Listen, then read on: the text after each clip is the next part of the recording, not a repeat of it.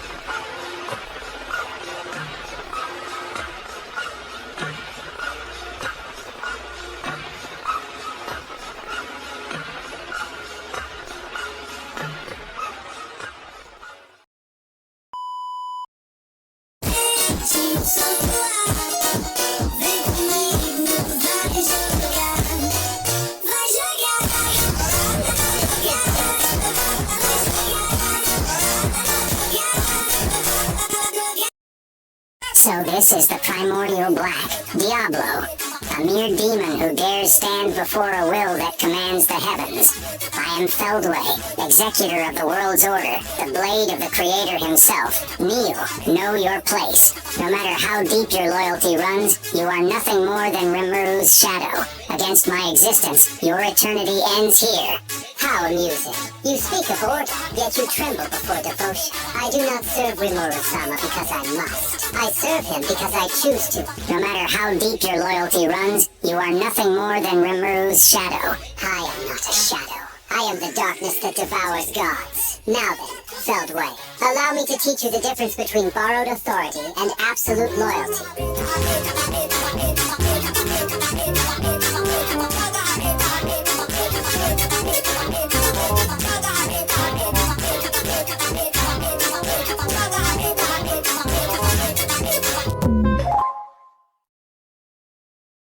Diablo's onslaught began. Feldway's art was deflected by Diablo's claw scissors. They were clearly on a different level, but the fact that they didn't take that into account was terrifying. Feldway, who had been overwhelming them until now, was being one-sidedly pushed back. It was impossible not to be dumbfounded, and finally, the time to settle things had come. End of World Requiem. Diablo's full power attack had caused Feldway to fall to the ground. It was wonderful, but an unbelievable feat.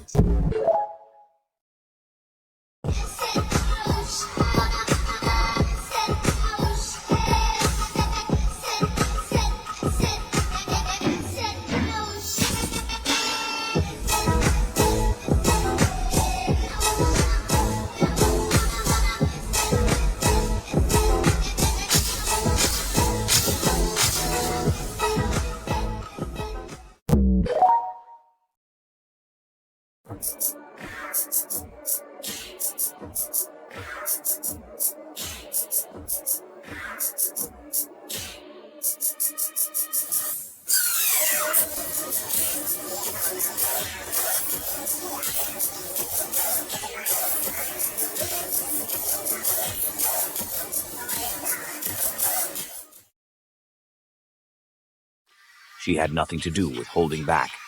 At this point, she has already reached over 100 times the power she'd unleashed on Zelenus. Feldway roared with laughter.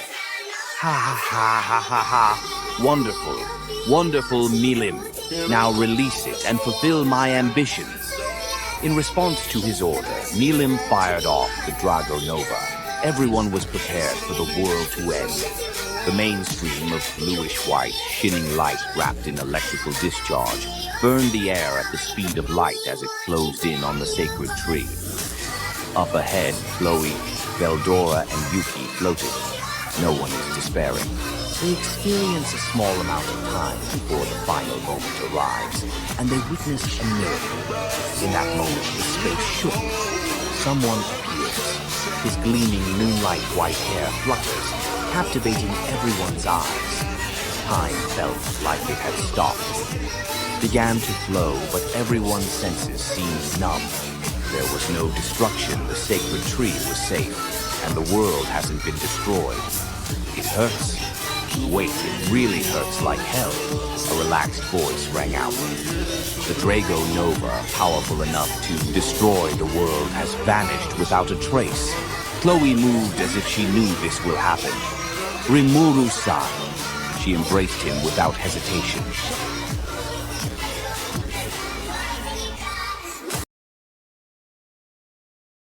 How powerful do you think Rimuru will be after returning from End of Space? Spoiler alert, first of all, Rimuru is strong, actually very strong. Strong enough to fight on equal terms with Guy, although I don't think he can win, but yeah, he was super strong. So after being sent to End of Space by Feldway, Rimuru spends millions or trillions of years in End of Space. During this time his powers grew exponentially. In fact, it reached to the level where he can recreate the entire universe thousands of times. So what happened was that Rimuru's imaginary space seems to have filled with infinite amount of energy throughout these millions of years, yet it's still not filled. And if that wasn't enough, after consuming Michael, Rimuru also have all the abilities and ultimate skills in the universe.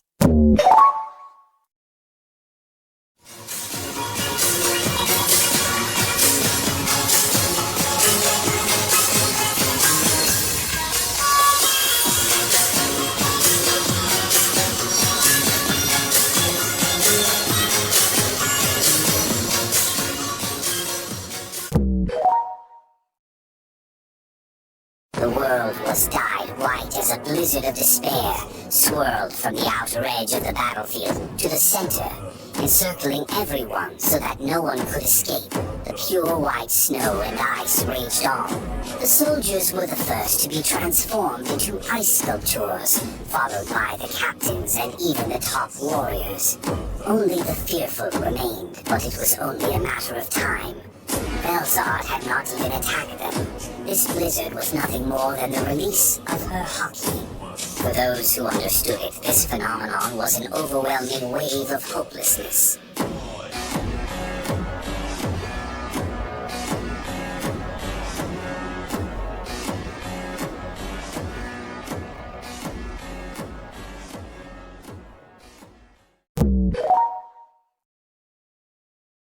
I wanted to talk about Velzard the Frost Dragon in this volume. Velzard the Frost Dragon, in one of the 4 true dragons, becomes unstable as her emotions run haywire, a side effect of Twilight's manipulation of her dragon factor. This instability leads to a powerful rampage. Rimuru, upon returning to the battlefield, immediately intervenes.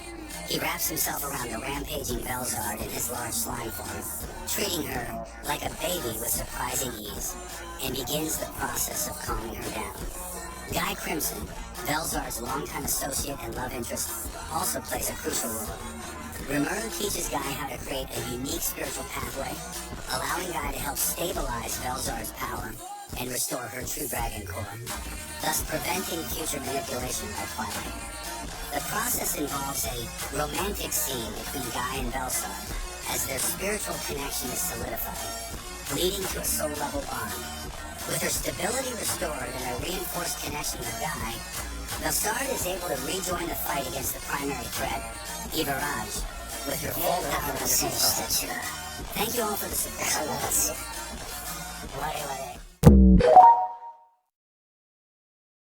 It's the pretty boy anthem. If you talk sexy handsome, you will certify gigolo. Yes, I do. Yes, I do. I'm pretty boy shit.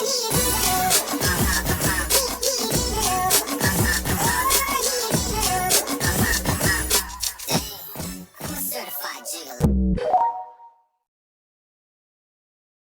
Power without ideals is rubbish, and ideals without power are pointless. I will give you my destruction and call it a blessing. Rest easy, I'll devour all your sins along with you. All I want is to develop a country where I can live a leisurely life. Ideals are just a bunch of raving without power to back them up. Power is just kind of a vacant void without ideals to back it up, isn't it?